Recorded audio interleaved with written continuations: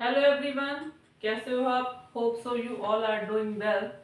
So today our topic is stages of human growth and development. आज हम discuss करेंगे कि हमारी जो एज के कौन कौन से पड़ाव हैं और हर पड़ाव में हमारे कौन कौन सी विशेषताएं हैं. So there are the seven stages of human growth and development. First is prenatal stage. Second is infancy stage. Third is the childhood stage. इसको हम टू पार्ट में करेंगे, pre childhood and later childhood. Fourth is adolescent stage. Fifth is early adulthood. Sixth is a middle adulthood. Seventh is a late adulthood or a old age. So these are the seven stages of human growth and development. So let me start it. We will discuss one by one. First is a prenatal stage. The approximate age of the prenatal stage is a conception to birth. ठीक है, ये वो as है जब बच्चा अपने mother के गर्भ में होता है. जब मदर बच्चे को कंसीव करती है तब से लेकर जब बच्चे का बर्थ होता है, that age is called a prenatal stage. Approximate age is a conception to birth. इस एज के जो मेन कैरेक्टरिस्टिक्स है, जो मेन विशेषताएं है, वो है रैपिड ग्रोथ. ठीक है, organ development and brain development. Rapid growth होती है, ठीक है, इसमें बच्चे की जो ग्रोथ रेट होती है वो काफी मतलब तेजी से बढ़ती है. बच्चे की जो ग्रोथ होती है वो उसकी जो गति रहती है वो उसकी काफी तेज रहती है. ऑर्गन डेवलप हो जाते हैं बच्चे के, ठीक है, अपनी मदर के गर्भ में बच्चे के जो ऑर्गन है, चाहे हार्ट है, ब्रेन है, ठीक है, एक्सटर्नल ऑर्गन है, ठीक है ना, वो भी डेवलप हो जाने शुरू हो जाती है.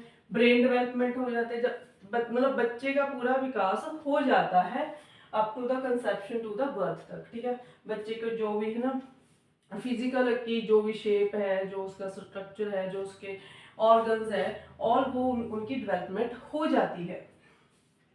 Second is infancy stage. The approximate age of this age group is 0 to 2 years. अब आप सोचो कि जो 0 to 2 year का बच्चा है उसकी क्या क्या एक्टिविटीज रहती है. सो डेवलपमेंट ऑफ मोटर स्किल्स, उसकी जो मोटर स्किल्स डेवलप हो जाती है. यहाँ तक था आपका प्रीनेटल स्टेज. ठीक है, जो 0 to 2 ईयर का बच्चा होता है उसकी motor skills develop. Motor skills क्या होती है?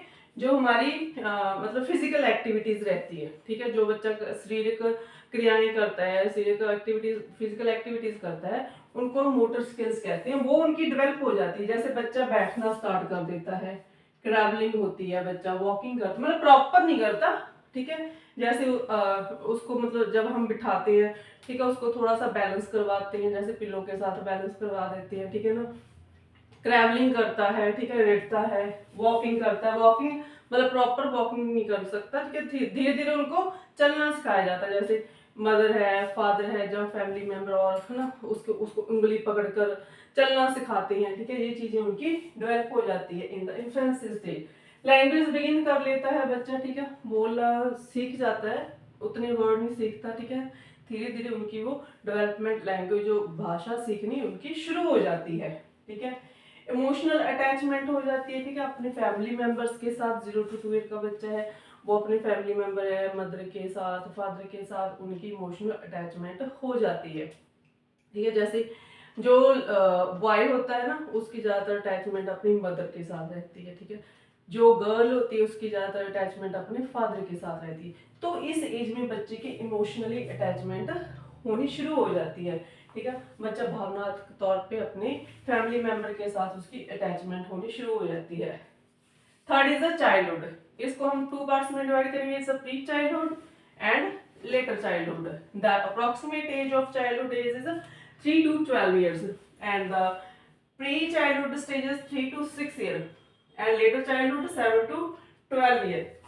आप इसको एक ही स्टेज में भी आप इसको कंबाइन करके लिख सकते हैं. अगर अलग अलग लिखने हैं तो भी लिख सकती हैं. It's your choice.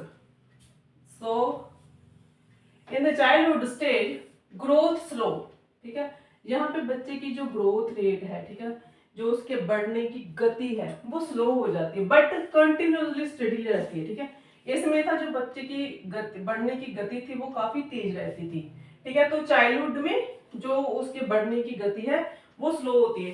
कौन सी एज ग्रुप में, 3 to 12 ईयर, ठीक है। कौन होती तो है बट धीरे धीरे बढ़ता है बच्चा, ठीक है, कॉन्टिन्यूसली चलती है, उसमें कोई किसी तरह की कोई बाधा नहीं होती, ठीक है। जो प्री चाइल्डहुड है, ठीक है, अब उसकी देखो, अब आप सोचो कि जो 3 to 6 ईयर का बच्चा है, ठीक है, अब आप उनकी एक्टिविटीज देखो कि वो बच्चा किस तरह की एक्टिविटीज करता है, ठीक है। इम्प्रूव इन मोटर स्किल्स, ठीक है, इनमें बच्चों की जो मोटर स्किल है वो इम्प्रूव हो जाती है, ठीक है।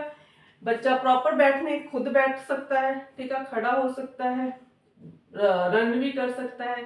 इस तरह उसकी मोटर स्किल्स, चीजों को पकड़ना ना, फेंकना, उसको चीजों को उठाना, ठीक है, इनमें उसकी जो मोटर स्किल्स है वो डेवलप होती है, ठीक है। मतलब अच्छे से हर चीज को ग्रिप करने सीख जाता है बच्चा।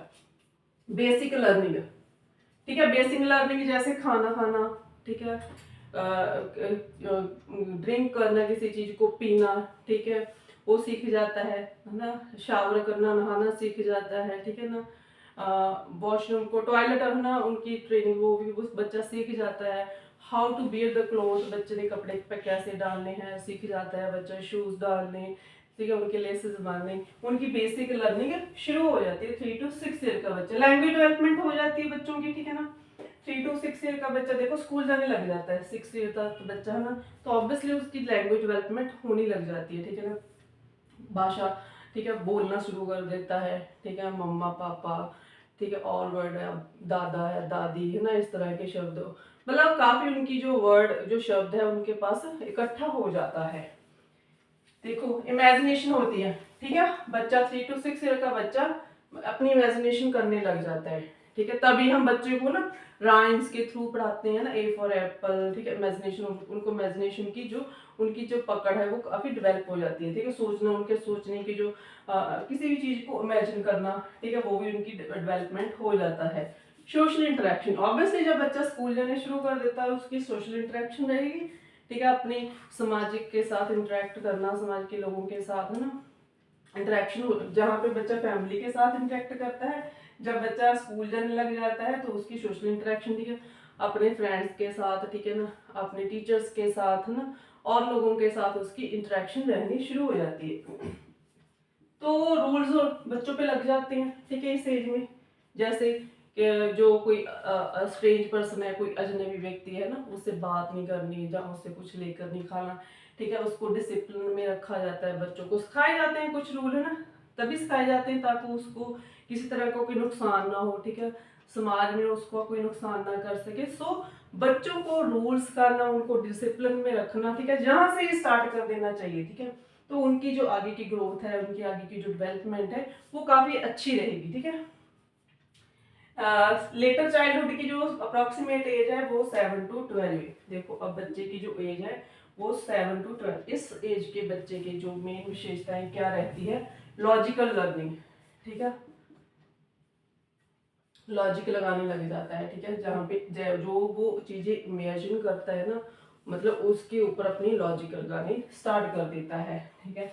एकेडमिक लर्निंग, हाँ, 7 to 12 का बच्चा स्कूल जाता है तो ऑब्वियसली वो उसकी एकेडमिक लर्निंग हो जाएगी, मैथ पढ़ेगा, साइंस पढ़ेगा, लैंग्वेज पढ़ेगा, एसएसटी पढ़ेगा, ही लर्न सो मेनी थिंग्स, ठीक है। तो उसकी एकेडमिक जो शिक्षण है, जो लर्निंग है वो स्टार्ट हो जाती है।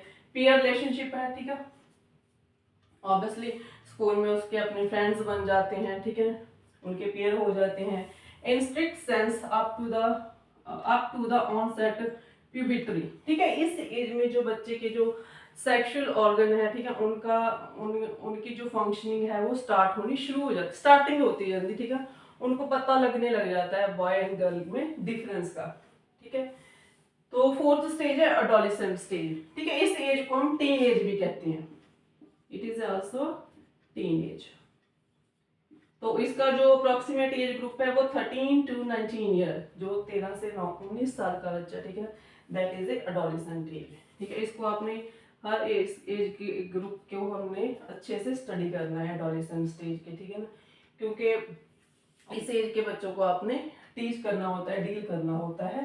सो इस एज का जो बच्चा होता है, ठीक है ना, उसकी लाइफ में काफी स्ट्रेन और स्टॉर्म आ जाते हैं, प्रेशर रहता है इस एज में बच्चे में। क्यों रहता है?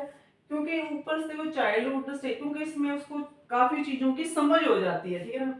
तो वो चाइल्डहुड एज को ना तो प्रॉपर छोड़ पाया है, ठीक है ना, एडोलेसेंट एज को प्रॉपर एक्सेप्ट कर पाता है, ठीक है। तो इस एज में बच्चे में कंफ्यूजन रहती है, सो उनकी हर चीज को ध्यान में रखा जाता है। In strict sense up to the onset puberty till the attainment of maturity, जहाँ पे उसके जो सेक्सुअल ऑर्गन की फंक्शनिंग स्टार्ट हो जाती है, जहाँ पे उसकी वो मैच्योर हो जाता है, ठीक है, उसको मतलब हर चीज के बारे में नॉलेज होती है। अब्स्ट्रैक्ट थिंकिंग, ठीक है, एंड क्रिटिकल थिंकिंग, इस एज में बच्चे को अब्स्ट्रैक्ट, ठीक है, जो चीजें नहीं भी दिखाई देती, ठीक है, उसके बारे में भी उसको एनालाइज करने लग जाता है, अब्स्ट्रैक्ट, ठीक है, जो चीजें नहीं दिखाई देती, ठीक है। क्रिटिकल थिंकिंग, हर चीज को क्रिटिसाइज, मतलब इमीडिएटली किसी चीज को एक्सेप्ट नहीं करेगा, ठीक है, क्रिटिसाइज करेगा उसको, मतलब जल्दी से किसी चीज को एक्सेप्ट करने में उसकी जो क्षमता है वो बढ़ जाती है, ठीक है। अब्स्ट्रैक्ट थिंकिंग है, क्रिटिकल थिंकिंग है। अब्स्ट्रैक्ट थिंकिंग वो होती है मतलब जो जैसे हम रिसर्च वगैरह करते हैं, ठीक है ना, वहाँ पे हम अब्स्ट्रैक्ट थिंकिंग लगाते हैं, जैसे गॉड का कॉन्सेप्ट है, ठीक है, वो किसी को दिखाई नहीं देता, बट फिर भी हम सोचते हैं कि परमात्मा है, ठीक है, गॉड की एक एग्जिस्टेंस है, ठीक है, हम उन चीजों को बच्चे को समझ में आने लग जाती है। आइडेंटिटी फॉर्मेशन, खुद की आइडेंटिटी बन जाती है, ठीक है, बच्चा अपने आप को आइडेंटिफाई करने लगता है, ठीक है, अपने को, नाम को, अपनी एजुकेशन को, हर चीज के बारे में उसको आइडेंटिटी फॉर्मेशन हो जाती है। And independent from the parents, तो इस एज का बच्चा क्या चाहता है कि जब उसकी अपनी खुद की आइडेंटिटी बनाना चाहता है तो ऑटोमेटिकली वो अपने पेरेंट्स से इंडिपेंडेंस, आजादी चाहता है, ठीक है ना, क्योंकि उसमें क्रिटिकल थिंकिंग है, ठीक है। सो दैट्स व्हाई उसके पेरेंट्स के साथ थोड़ा बहुत कॉन्फ्लिक्ट चलता चलेगा, ठीक है, because he want to independence from their parents. तो यहाँ तक था आपका adolescent age. Next fifth age है अर्ली अडल्टहुड। ये एज ग्रुप है ना, इसकी जो अप्रोक्सीमेट एज है वो 20 to 40 ईयर का होता है, ठीक है। इसमें जो हमारा फिजिकल स्ट्रेंथ है, पावर है, वो काफी अच्छी रहती है, ठीक है। इस एज में आप अपने गोल सेट कर सकते हो, जैसे इसमें आपका फोकस रहता है अपने कैरियर पे, अपने जॉब पे, अपनी एजुकेशन पे, अपनी रिलेशनशिप पे, ठीक है ना। तो इस एज में आप अपने गोल को सेट कर सकते हैं, आपने लाइफ में क्या बनना है, आपने कौन सी एजुकेशन लेनी है, ठीक है ना, हर चीज के आप, मतलब इसमें आपका जो फिजिकल स्ट्रेंथ है, फिजिकल पावर है, वो काफी अच्छी रहती है, ठीक है ना। तो आप हर काम को बहुत अच्छे से, ठीक है, बड़े मतलब एबिलिटी के साथ कर सकते हो, ठीक है। सो इस एज में आप अपने गोल सेट करो, ठीक है, उसको हार्ड वर्क के साथ अपने उस गोल को अचीव करो, so your everything will be go in good manner. Marriage, marriage का कंसेप्ट हो जाता है, फैमिली रिस्पॉन्सिबिलिटी है, ठीक है। रिलेशनशिप के बाद मतलब इस एज में 20 to 40 ईयर में ऑलमोस्ट जो मैरिज हो जाती है, ठीक है, मैरिज हो जाती है तो फैमिली की रिस्पॉन्सिबिलिटी रहेगी, ठीक है। तो हर जो मेन आपका जो बच्चे का रहता है जो अर्ली अडल्टहुड है, तो ये हो गया एक एडोलेसेंट। इस एज में आप जो भी कुछ करोगे, ठीक है ना, वो आपका एक अचीवमेंट रहेगा। Sixth is the middlehood stage. The approximate age of this is 40 to 65 year, ठीक है। जब आप इस एज को 40 to 60 ईयर में आपका जो फिजिकल स्ट्रेंथ है, फिजिकल एबिलिटी है, जो कैपेबिलिटी है, ठीक है ना, उसमें धीरे धीरे क्या होने लग जाती है, डिक्लाइन आना लग जाता है, ग्रेजुअल धीरे धीरे हमारी जो फिजिकल स्ट्रेंथ है, पावर है, वो धीरे धीरे कम होने लगती है, हमारा कैरियर स्टेबिलिटी बन जाता है, ठीक है ना। आप कौन सी जॉब रहते हो, ठीक है, बिजनेस करते हो, जहाँ कोई जॉब करते हो, ठीक है, वो आपका स्टेबल रहता है, ठीक है। एंड चेंजेस, तो क्या है चेंजेस का मतलब कि आपका जो मतलब जैसे पहले आप एक एम्प्लॉयड थे, ठीक है, बाद में आप मैनेजर बन गए, ठीक है, को फाउंडर बन गए, डायरेक्टर बन गए, ऐसे आपका जो रैंक है वो फिर चेंज हो जाता है, ठीक है। रेजिंग द चिल्ड्रन, ठीक है, इस एज में आप बच्चों की, आपके ऊपर बच्चों की रिस्पॉन्सिबिलिटी आ जाती है, बच्चों को पढ़ाना, उनका शादी ब्याह करना, ठीक है, उनकी और रिस्पॉन्सिबिलिटी है, ठीक है, उनको उनको प्रॉपर अच्छी एजुकेशन दिलवाना, ठीक है। तो इसमें आप के ऊपर बच्चों की काफी रिस्पॉन्सिबिलिटी आ जाती है। Last is a late adulthood और a old age. The approximate age of this is 65 to onward. अगर आप 65 से अबव आपकी लाइफ निकलती है तो आप उसको ऑनवर्ड में लगाते हैं। 70 भी हो सकती है, 80 भी हो सकती है, कितनी भी हो सकती है। So this is the last stage of the human. इस एज में देखो अब क्या होता है, noticeable decline in a physical and cognitive ability. ठीक है, इसमें हम मतलब नोटिस होने लग जाता है। ठीक है, आप चीज़ों को ऑब्जर्व करने लग जाते हो कि हाँ कि जो हमारा जो फिजिकल स्ट्रेंथ है, ठीक है, जो फिजिकल फिजिक है हमारी, जो उसकी शेप है, जहाँ से स्ट्रक्चर है, आप उसको नोटिस करने लग जाते हो। ठीक है ना, हम वृद्ध अवस्था में आ जाते हैं। ठीक है, हमारा जो फिजिकल है, ठीक है, मतलब उसकी स्ट्रेंथ पावर कम हो जाती है, उसको नोटिस किया जा सकता है। ठीक है, जैसे बाल सफ़ेद हो जाते हैं, ठीक है, स्किन है वो लूज हो जाती है, आप उसको इजिली नोटिस कर सकते हो। ठीक है ना, विजन है, जो आंखों की रोशनी है वो कम हो जाती है। ठीक है ना, जो कोग्निटिविटी है ना, याद शक्ति, जो मेमोरी है, ठीक है, वो कम होती है, मतलब धीरे धीरे वो कम होने शुरू हो जाती है। ठीक है, हेल्थ इश्यू रहते हैं सेम, ठीक है ना, शुगर है, बीपी है, कोई और फिजिकल प्रॉब्लम है, ठीक है ना, वो हेल्थ इश्यू आ जाते हैं। ठीक है, बिकॉज हमारा जो लाइफ का स्ट्रक्चर है, ठीक है, हमारे लाइफ का एक साइकिल है, एक हमारा सर्कल है, रिफ्लेक्शन ऑफ लाइफ। इस एज में फिर बच्चा मतलब कि एक ह्यूमन जी मतलब अपनी पूरी जो होल लाइफ है, ठीक है, जहाँ से लेकर जहाँ तक उसने मतलब अपनी लाइफ को पूरी को रिफ्लेक्ट करता है, सोचता है कि उसने क्या किया है ना, उसने अपनी लाइफ में क्या क्या अचीव किया है ना, अपने बच्चों के लिए क्या किया, कैसे उसने अपने आप को है ना मतलब एक अच्छा एक रिस्पॉन्सिबल पर्सन बनाया। ठीक है, अपने बच्चों के लिए जो उसने मतलब जो भी उसने जो किया अपनी लाइफ में, जो भी एक्टिविटीज की है, ठीक है, अच्छी की है, बुरी की है, बच्चों की रिस्पॉन्सिबिलिटी की है, हर चीज को रिफ्लेक्ट करके बैठता है, रिफ्लेक्ट करता है। ठीक है ना, so need for care and emotional support. देखो इस एज में आके, वृद्ध अवस्था में आके, ठीक है ना, फिर उनको केयर की जरूरत है, क्योंकि उनमें काफी सारी है ना हमारी फिजिकल डिक्लाइन हो जाती है, हेल्थ इश्यू आ जाते हैं। सो इसमें फैमिली का सपोर्ट रहना, उनके बच्चों का है ना सपोर्ट रहना जरूरी है। ठीक है, क्योंकि हमें उनको जरूरत पड़ती है, अपनी उनको नीड है, ठीक है, उनको उनकी केयर करने की जरूरत पड़ती है।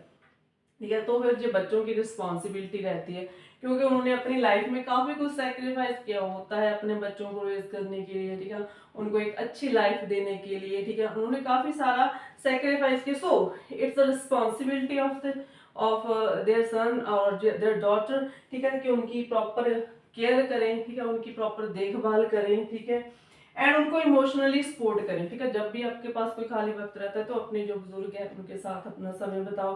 ठीक है, इमोशनली उनको सपोर्ट करो, ताकि वो उनका जो last stage of the life है ना, वो अच्छे से मतलब को उनको किसी तरह का कोई रिग्रेट ना रहे अपनी लाइफ में। ठीक है ना, कि उनके साथ मतलब किस तरह का बिहेवियर रहा। ठीक है, जब उन्होंने लाइफ में इतना कुछ किया, ठीक है, लास्ट में उसका कोई उनको फल नहीं मिला। So it's the responsibility of the every child of the family, they should have to take care of their parents ना, their old age parents, and you should have to take need care। तो आप उनकी ज़रूरतों को, ठीक है, उनकी जो हेल्थ है, ठीक है, उनको आप ध्यान रख सकते हैं। सो एक बार इसका आप स्क्रीनशॉट ले लो।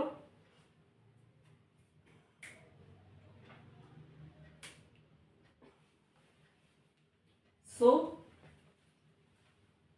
आज हमारा इतना सा topic, stages of human growth and development.